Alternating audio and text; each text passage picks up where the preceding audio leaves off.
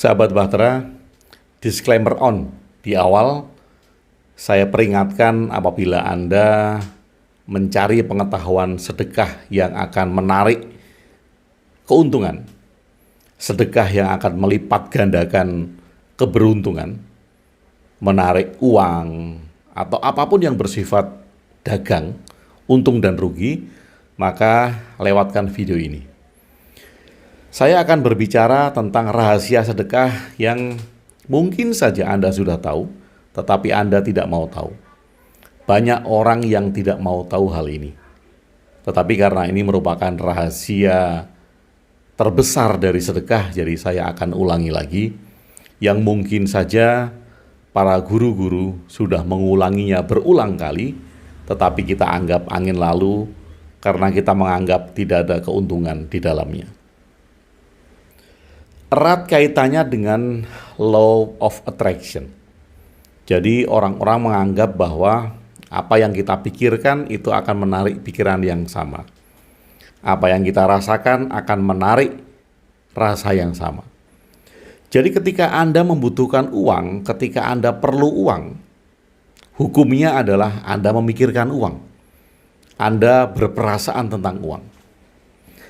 Dan untuk mengimplementasikan dari pikiran dan perasaan Anda tentang uang, maka Anda disarankan untuk bersedekah, membantu, memberikan kepada orang lain. Dan di sana terselip sebuah mitos bahwa ketika Anda memberikan satu, Anda akan dilipat gandakan 100 kali. Jadi ketika Anda memberi 1.000, Anda akan balik 100 kali, 100.000. Ketika Anda memberi 1 juta, akan dibalikkan 100 kali lipat, 100 juta. Atau bahkan mungkin ada yang berpendapat tidak 100 kali ya, tetapi 10 kali. Ya kalau Anda memberi 1 juta, akan dibalikkan 10 juta. Sahabat, hubungan dagang macam apa yang Anda lakukan? Entah dengan apa yang Anda sebut sebagai Tuhan, Anda sebut sebagai dewa, Anda sebut sebagai juru selamat, Anda sebut sebagai alam semesta, atau apapun juga. Kita sedang memperlakukan hubungan dagang dengan apa yang kita sebut pencipta kita apabila kita memahami sedekah, yaitu sesuatu yang kita berikan dan dia akan balik ke kita berkali-kali lipat. Tentu ini erat kaitannya dengan law of attraction, hukum tarik-menarik. Karena biasa, orang-orang kita itu sering otak-atik gatuk. Jadi segala sesuatu dihubung-hubungkan, yang mendekati kejadian-kejadiannya dibuat menjadi contoh. Misalnya demikian. Misalnya tahun ini saya terpuruk. Misal ya, tahun ini saya terpuruk, kemudian saya melakukan sedekah. Sedekah, kemudian tiba-tiba hidup saya beranjak baik. Saya mendapatkan pekerjaan, saya mendapatkan uang, kemudian apapun materi yang saya pikirkan bisa saya dapatkan di satu titik balik itu. Lalu karena saya mengalami hal-hal yang mudah di satu titik itu, entah dengan rezeki, entah dengan materi, entah dengan apa yang saya inginkan, maka saya menganggap bahwa segala sesuatu hal yang terjadi pada titik balik saya ini karena sedekah yang saya lakukan di awal.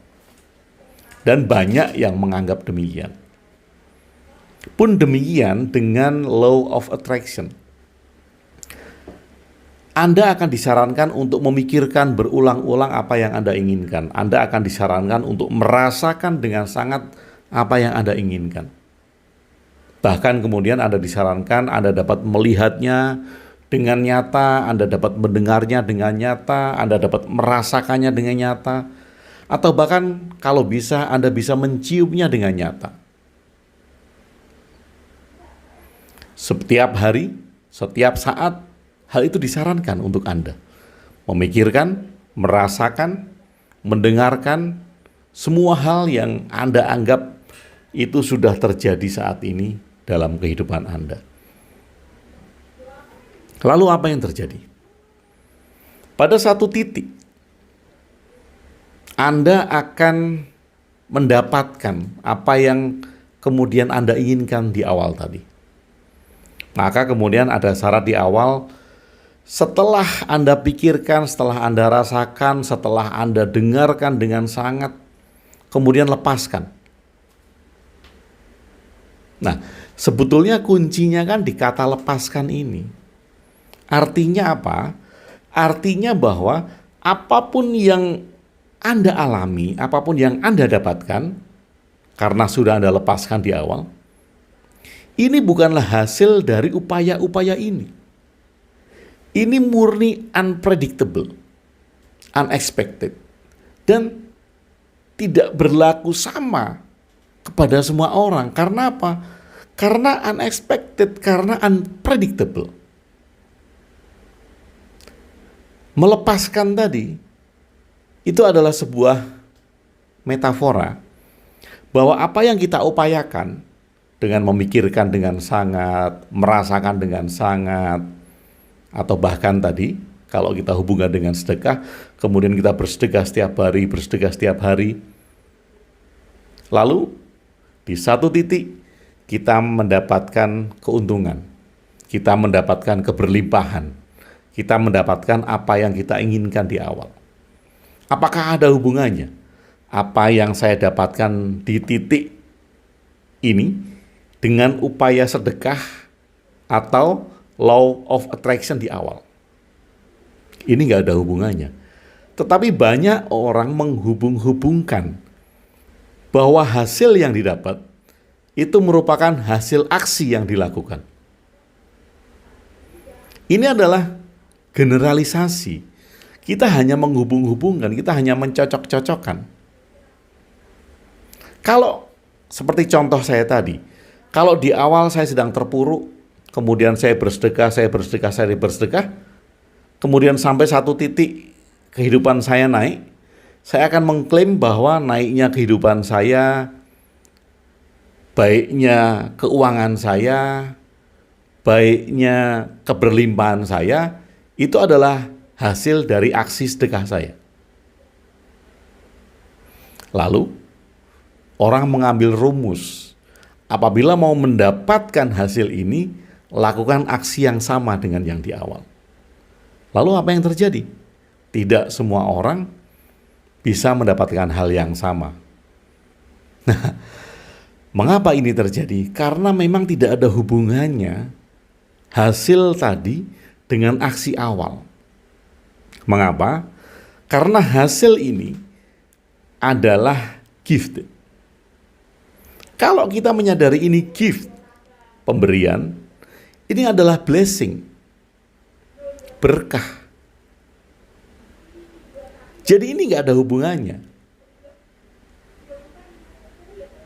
Kalau tidak percaya, Anda teliti dengan lebih mendalam. Anda kumpulkan orang-orang yang sama, 100 orang. Lakukan metode yang sama. Berapa persen dari 100 orang yang bisa mencapai hasil yang sama? Dengan metode yang sama, entah metodenya dengan sedekah, entah metodenya dengan law of attraction tadi, memikirkan dengan sangat, merasakan dengan sangat, sampai kemudian bisa mendengar hasilnya, bisa mencium hasilnya. Apakah dari 100 orang ini ada lebih dari 50% yang berhasil? Jangan 50% deh, 30% saja. Apakah ada 30% yang berhasil? Tentu tidak ada. Yang berhasil itu hanya 1-2, mungkin 5 orang, 1-2. Dan hanya 1-2 ini kemudian di blow up untuk menjadi iklan. Bahwa keberhasilan yang dicapai oleh 100 orang yang ternyata hanya 2 orang tadi, dikatakan bahwa ini adalah hasil dari action sedekah atau law of attraction tadi. Oke, kita fokus dengan sedekah karena ini adalah rahasia sedekah. Apabila kita berpikir bahwa ketika kita melakukan sedekah dan kita akan menerima hasil berkali-kali lipat, sekali lagi ini bukan tentang salah dan benar. bukan tentang baik dan buruk. Sedekah apapun itu merupakan tindakan yang baik. Walaupun Anda bertujuan untuk mendatangkan keuntungan, setidaknya itu adalah kebaikan Anda sudah bersedekah daripada tidak sama sekali. Kalau kemudian kita mengharapkan bahwa apa yang kita sedekahkan itu akan menghasilkan hasil yang berkali-kali lipat, mungkin Anda akan kecewa. Kenapa? Karena seperti tadi. Pernahkah ada yang meneliti dengan detail seberapa dampak sedekah ini dengan hasil? Kalau tadi 100 orang, adakah 50%? Adakah 30%? Kemudian waktunya kapan? Apakah sebulan dari dia bersedekah? Apakah dia 6 bulan dari bersedekah? Apakah 1 tahun dari bersedekah? Atau Anda tidak bisa menentukan waktunya? Dan ketika waktunya tidak bisa Anda tentukan, kemudian alasannya banyak. Alasannya adalah, ada langkah-langkah yang belum dipenuhi.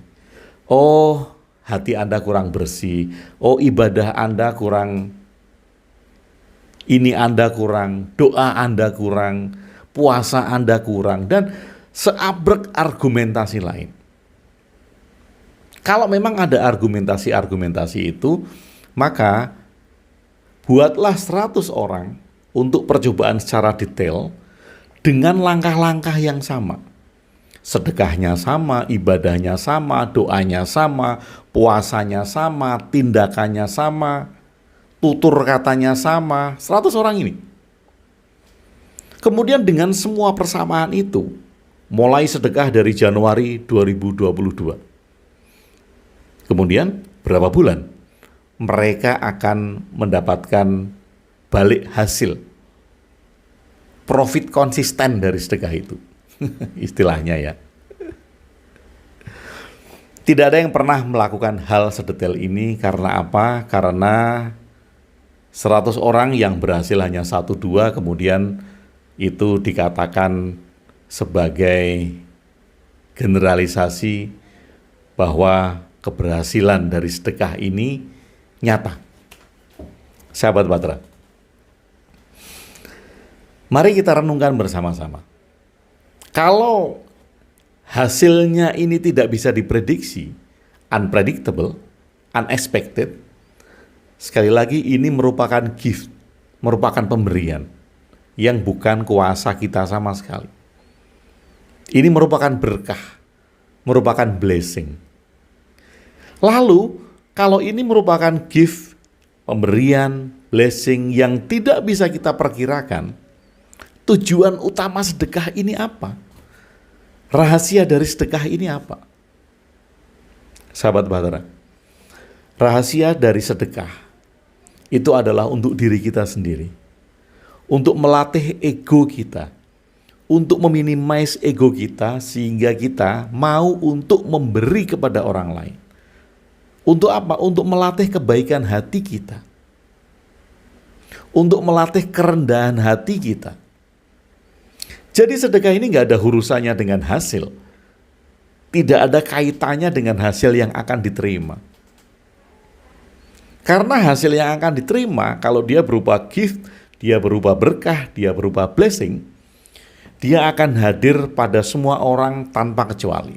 Entah dia bersedekah atau tidak, entah dia dianggap jahat atau tidak, entah dia dianggap orang alim atau pelacur, atau pencuri, atau apapun juga. Dia bisa hadir kepada semua orang tanpa prediksi yang jelas, unpredictable. Tanpa kriteria yang jelas, unexpected. Tanpa waktu yang jelas.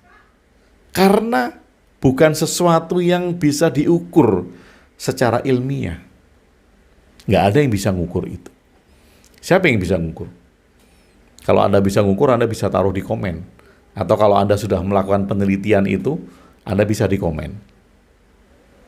Jelaskan di komen apa yang sudah Anda teliti dengan sedekah ini. Jangan yang jadi ukuran itu kita sendiri. Ini nggak fair, karena ketika yang jadi ukuran kita sendiri, ini masih sangat-sangat subjektif. Karena kita hanya mengukur diri kita dengan ukuran diri kita sendiri, dan hasilnya ya diri kita sendiri. Ini nggak fair, karena semua orang akan bisa bilang gitu. Hanya melihat dirinya sebagai ukuran-ukuran yang subjektif sekali. Jadi sahabat Bahtera, ketika sedekah rahasianya adalah untuk meminimize ego, untuk merendahkan hati kita, untuk melatih kita tentang kebaikan hati, memberi kepada orang lain, maka urusannya adalah dengan diri kita sendiri. Urusannya bukan dengan hasil. Dan ketika kita bicara tentang itu, tentang rahasia sedekah yang untuk melatih kita untuk merendahkan hati, untuk meminimize ego, untuk kebaikan hati, ini kurang menarik. Dan jarang sekali orang yang mau menyadari ini, walaupun dia tahu, tapi dia tidak mau tahu. Yang dia mau tahu adalah segala sesuatu yang bersifat profit, segala sesuatu yang menghasilkan cuan. Karena apa? Karena pada dasarnya kita adalah serakah. Kita tidak mau mendengar hal-hal yang tidak menguntungkan bagi kita secara materi. Kalau kemudian dikatakan, yuk bersedekah, mari kita bersedekah untuk melatih ego kita, untuk melatih kita rendah hati, untuk melatih kita supaya kita bisa berbaik hati kepada orang lain, mungkin tidak ada yang melakukan. Tapi ketika dikatakan bersedekahlah dan itu akan dilipat gandakan 10 kali lipat, 100 kali lipat, oh hampir semua orang punya sifat serakah seperti itu dan mereka mau melakukan. Tapi ketika saat ini, ketika mendengar video ini dan Anda sudah melakukan sedekah bukan karena untung rugi, tapi karena bentuk latihan kita untuk menekan ego kita sendiri, bentuk latihan kita untuk bersikap rendah hati, bentuk latihan kita untuk memberikan sesuatu kepada orang lain sebagai implementasi dari kindness, kebaikan hati manusia. Kalau itu Anda lakukan, saya sangat appreciate kepada Anda. Karena Anda bukan termasuk orang-orang serakah yang mengharapkan imbal balik keuntungan dari apa yang kita sebut sebagai ibadah. Sahabat Bahtera, di tahun 2022 nanti, marilah kita selalu melatih ego. Melatih untuk menekan ego kita, menepiskan ego kita, merendahkan hati kita, dan selalu menebar kebaikan dengan kindness, sehingga terwujud kedamaian di muka bumi. Apapun agama Anda beragama Islam, Anda beragama Katolik, Anda beragama Kristen, Anda beragama Hindu, Buddha, Konghucu, Tao, ataupun Anda tidak beragama, ataupun Anda tidak percaya dengan Tuhan, marilah kita bersedekah untuk melatih menekan ego kita, untuk melatih rendah hati kita, untuk melatih kebaikan hati yang kita berikan kepada orang lain. Dengan demikian, apapun agama yang Anda sandang, ketika Anda sudah bisa menekan ego, sudah bisa rendah hati, sudah bisa mengimplementasikan kindness, kita mencapai dari inti agama tersebut.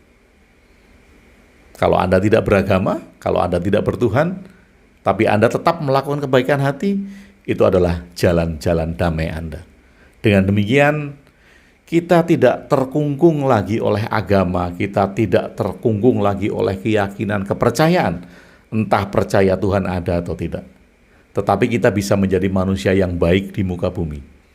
Kita bisa menjadi manusia yang menebarkan kebaikan-kebaikan, manfaat-manfaat untuk kehidupan. Dan terlebih, kita memulai langkah ini di tahun 2022.